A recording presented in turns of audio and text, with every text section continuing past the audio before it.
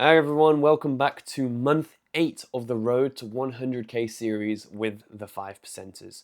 I want to get this challenge passed within 12 months, so we actually only have month 9, month 10, month 11 and month 12 remaining. So that's only 4 months left for me to pass phase 1 and phase 2 of this challenge. We're still up on the account, but we're trickling down slowly while we're waiting for that big winning trade. So I hope that November, December, January, which is normally a good month, we'll be able to get that big trade, get us over the line, and then get us into phase 2 and hopefully pass the challenge before the 12-month mark. So October was actually really good. There was over 30% worth of trades that I need to talk to you about. But before we go over those, there's actually 2 trades that I took at the end of September, just after I'd recorded last episode. So we'll go over those first. And as always, if you're interested in doing a 5%ers challenge of your own, I'm going to leave a link to them down below. Let's get into the charts. So as I mentioned, there were actually 2 trades I took at the very end of September that I ended up taking just after recording the September, which is the month 7 recap.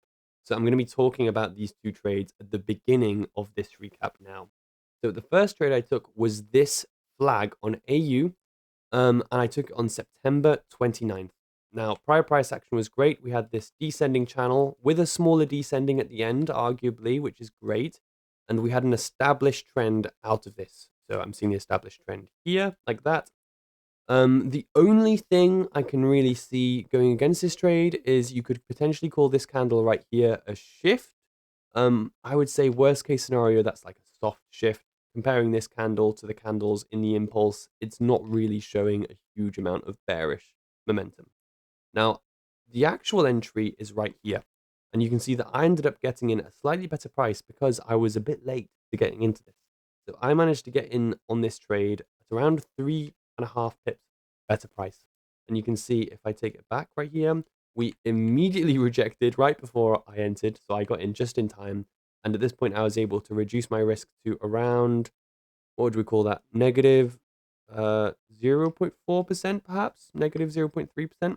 And we broke the high again, and I was able to move my take profit up to 0.79% profit. Now, I think I've got slightly different time zones now because this candle right here is actually at 9 p.m. And at this point, I hadn't moved my stop loss back. As you know, during spread hours, you want to pull your stops back so you've got 30, 40 pips breathing room when spreads increase between 10 and 11 p.m. UK time. Obviously, this is we've just changed time zone recently. So although this candle is showing as 10 p.m., I believe it was actually the following candle, which is when spread hours had increased. So it was this candle where the spreads had increased. Anyway, I actually slightly mismanaged this trade because I should still have been in the position when this candle came and hit my stop loss because I would have moved my stops back around this time. But I ended up just leaving my stops until right before the candle where spread hours increase. Normally I increase my stops from 9 p.m. to 11 p.m. But in this case, I only increased my stops from like 10 p.m. to 11 p.m. So I was tagged out here. But if I would have managed the trade correctly, as you can see, I would have been in this trade for a little while longer. I think I actually would have made around 4% on this trade. So that's my fault for mismanaging the trade slightly. I let the trade close earlier than it should have, but still made 0.8%, nothing to turn your nose up at. So I'm happy with the result of this trade. Obviously, there's a little bit of human element in terms of the management. So that's my fault, and yeah, nothing I can really do about it. So we'll look at the next trade I took in September now, which I believe was on AJ. So the next trade I took on AJ, I really like this trade. There was a lot going on here. So I'll zoom out first, and we can see that, first of all, we are in this larger uptrend, and we're seeing this kind of corrective move, continuation, and a corrective move. So I'm expecting for us to get another continuation back up here. If I draw this out, we're kind of seeing something like this. Uptrend, we're seeing this corrective move, this little descending channel, and then we broke out, and then we've got another descending channel to this level, and then we're getting another breakout here. So I'm looking for an entry to this level. So you can see how fractal this is, because we've got a reversal within a reversal plus the bullish uptrend. So there's a lot of elements within this, and I really liked what I was seeing. Now, you can see that I didn't really get in on the reversal. The reversal entry was actually here. And I did set my order, but it missed me by, I think it was literally like a fraction of a pip. How much is that? Yeah, it missed me by around 1 pip. And then we got this move up. Thankfully, this still looked very good because we've got momentum candles, no shift, and then another momentum candle. So I set my pending order right here for a continuation. I can't remember what stop loss I used. I think it was 15. And you can see that unfortunately it just tagged me straight out. But let's see what happened. Did we end up continuing the large move up? No, we didn't. So stop loss saved me in this case. And it was the right decision to have a stop loss where I did. So yeah, that was the continuation on AJ. Loads and loads of elements on this trade I really like the look of. Not going to work out every time, but I really like this position. So those are the two trades which I didn't get to talk about in the last recap. And now we're going to look at the trades from October. Now, unfortunately, in October, I did miss two very big setups. And it's a real shame because these setups, I think one of them made 15% profit, which would have taken us way over the line to pass phase one. Now, these two trades happened around the same time. So even if I would have taken both of them, best case scenario, we would have only had the opportunity to pass phase one because they happened at the exact same time. By the time I would have gotten the phase two credentials, the second trade would have finished running. So it's not too big of a deal that I missed both. I haven't missed out on loads and loads of profit or anything. I mean, I have on my funded accounts, of course, but on this challenge account, I've not missed out on passing phase one and phase two. It's just a phase one pass that I've missed out on, unfortunately. So the trade here, it's another trade on AJ, and in this case, it is a combo. Now, it's a bit of an interesting one because we had this break of the low here. So we've got this very clear structure where we're only breaking highs and we're not breaking lows. And then just before, so I was definitely looking for reversals at this point. I was looking for a strong shift to the downside like we got. But it was unusual because we got this break of the low and then a break of the high, and then we got the shift in momentum. Now, generally, when you get a break of the low, break of the high, break of the low, it's normally a sign of range-bound price action. So at this point, if I take it back a little bit, at this point, I wasn't really very focused on looking for a reversal anymore, particularly because we would have had to have such a large break. I wasn't really thinking about this as a rejection level. At this point, I was honestly kind of anticipating that we'd either range or just continue moving up as we had. I was waiting for this very clean break the high and retrace, break the high and retrace, break the high and retrace. That's what I was focused on. And I think that's why I missed this trade. So let's see what happened. Well, we broke the low with momentum. It wasn't until this candle that I was really seeing that momentum continue, because the candles before that, you can see that we broke wicked. We're not really seeing a continuation of momentum. But this candle, we ended up having a pretty decent close. And at this point, I am starting to think that this channel is going to reverse. So again, though, we're still so far from this entry level where I would have my pending order. If I draw this on, this is where I'd be looking to set a pending order. We're still quite far away from that. And it, like I said, it's an unusual level because of the break of the low. Normally, I'm looking for a rejection of this rather than this. So you would be expecting the rejection here rather than here. Unusual trade. But you can see we trickled back really slowly with no shift in momentum, and we got the counter trend candle here, which means that this is a valid flag. Bit of an unusual flag, but you can see how there is just no shift in these candles. Momentum is still very much bearish, and this is just perfect as a combo. And we haven't seen a combo on AJ, I think, all year. So another reason I didn't quite spot this one. And combos on AJ are one of the most high probability patterns on all the pairs. So yeah, it's a real shame that I didn't get involved in this. I would have had my order 1 pip below, so that is right here, 423, and I would have used a 12 pip stop loss on AJ. 12 does look small, so 15 is what I would have used. And you can see that it just melted. There was obviously news candle right here, but if you would have held it through to the weekend, it would have been around a 12% winning trade. So a very nice winning trade. And on my funded accounts, I mean, tens of thousands of dollars missed out on this trade, unfortunately. But that's the nature of trading. You've just got to go with it. Now, this next trade, um, it's a bit more obvious to me than the AJ combo we just discussed. The AJ combo, as I mentioned, haven't seen a combo on AJ in ages. We've got that kind of range bound price action at the top, and also didn't really see momentum until the third breaking candle, so wasn't really paying attention on it. But NJ, I mean, this is just a lot more obvious, and I'm really gutted I missed this trade, unfortunately. So we've got a similar kind of ascending structure, which is the first good sign. Now, the second sign, this is something which I've spoken about before. When you have a V and a range, this is very high probability price action to continue moving to the upside. So when we break this V's neckline and we fail, this is very high probability to reverse.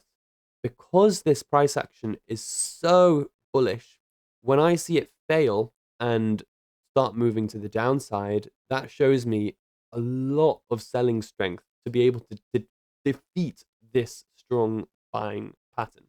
So that's the logic behind what makes a failed V quite high probability. And that's what I'm seeing here. So we've got the ascending, we've got the V, the failed V in a range. At the top of this move, we've got triple wicks. We break the low with a really nice shift candle. We retrace and then we continue with a really nice selling candle. Now, these candles are some of the biggest on screen. These ones are obviously quite large, but I'm definitely seeing a shift in momentum in this move right here. Maybe I can invert this just so we can see what this looks like. I'm very confident that this is going to reverse at this point. It's a super clean entry. God, I love reversals. Reversals are so good. So I would have had my order 1 pip below. So that is 225, I believe. And let's see what stops are looking like. So 12 is looking quite small. 15 is what I probably would have used in this trade. Recent market conditions, I have been eyeballing my stop loss a lot more. It's just something you get over time. You can see that actually I probably would have been tagged out on spreads. So maybe that's a bit of a relief that I haven't had a proper mistrade. But yeah, this could have been a 1% loss because I don't know if spreads would have been so kind on this pair particularly. The exotic pairs always have very big spreads. So you can see quite similar to AJ, we had this big move down, and if you would have held on to the weekend, you would have been tagged out at Monday or Sunday market open for around 8%. So right there, I think that's over 20% profit worth of trades, which I decided not to take or miss. So I thought that they were worth mentioning just so that you can see them. And there is one more trade that is worth noting, which happened again on AJ, and it's again a reversal. But this trade, I don't think fits my plan. But it's a big winning trade worth talking about. So we'll take a look at that now. Okay, so here's the other notable trade I want to talk about. This is a reversal on AJ, and this is a trade that didn't fit my plan. And the reasoning is because this candle isn't really a very convincing shift in momentum for me, particularly on a Monday when we're more likely to see range bound price action. Although reversals do play out nicely on a Monday, it is a lot better if we see really clear shifts in momentum because otherwise it is likely to range bound. Now, what makes this trade so high probability is this gap right here. Gaps are so often filled, and if you have the opportunity to take a trade towards a gap, I highly recommend doing so. Prior price action, we do have this larger ascending channel. We've got the gap, we've got this slowdown, but in my opinion, that shift in momentum just not big enough to justify a trade, in my opinion. If you would have taken a trade, we'll take a look at what this looks like right here. I think 12 is reasonable, covering the highs. So I think you may not have even been tagged in, I know some people that got in on this trade, so it might just be my pricing feeds here. Maybe on your broker you'd have been tagged in, but at least on FXCM data right here, it's not looking like you would have been tagged in. But you can see that this trade would have made you around 4%. So there's a nice little trade there. Doesn't fit my plan, like I said, but I felt it was worth mentioning. Okay, so as you can see, I didn't actually take any trades in October. I only mentioned missed trades there. There's obviously the trades that I got to talk about from the end of September, and you can see these reflected here. Here's the AU flag, and here is the AJ continuation. Uh, and I also took a small trade in October just to maintain the inactive trading days over here. But you can see how just since May, we've unfortunately just been trickling down. And although we're still up on the year, um, we're not making as much profit as I'd like. And I think there's definitely some improvements to be made. But yeah, I'm pleased to be up on the account. You know, can't complain about that. I'm up on a lot of my accounts. But you can see that we have just been trickling down since May. Um, but like I said, this is the nature of this strategy, particularly in the current market conditions. And if you miss the big winning trades like I have in October, then you're just going to be like surviving this kind of slow drawdown. What would you call it? Death by a thousand cuts. You know what I mean? Obviously, we've still got a lot of room in the account for losses. You know, if we keep going at the rate we have been, we've got another 2 years until we lose this challenge, and that is plenty and plenty of time to stumble across a 5% winner, a 10% winner, or for the market conditions to change, and we can get some trades like we did in 21, 22. But yeah, you can see we still need the profitable trading days, but now we are actually in need of a couple winning trades to get closer to the profit target again. You can see the win rate is around 30%, which is what it has been in recent times. And you can see that my biggest profit is much larger than my worst loss, around 8 times larger. And my average profit is 1,500. My average loss is 400, and you can see how my average trade expectancy is around $200 profit. So we are overall looking good. We've got a positive expectancy, just a matter of time until we get that winning trade. Preferably, I would like to see higher trade frequency so we can speed up this process, but we'll see that with future refinements and maybe secondary strategies that I'll talk about another time. There we go. Thank you so much for watching to the end of this video. Make sure to leave a subscribe if you're new and leave a like as well. I'll see you all in 2 weeks. Thank you very much.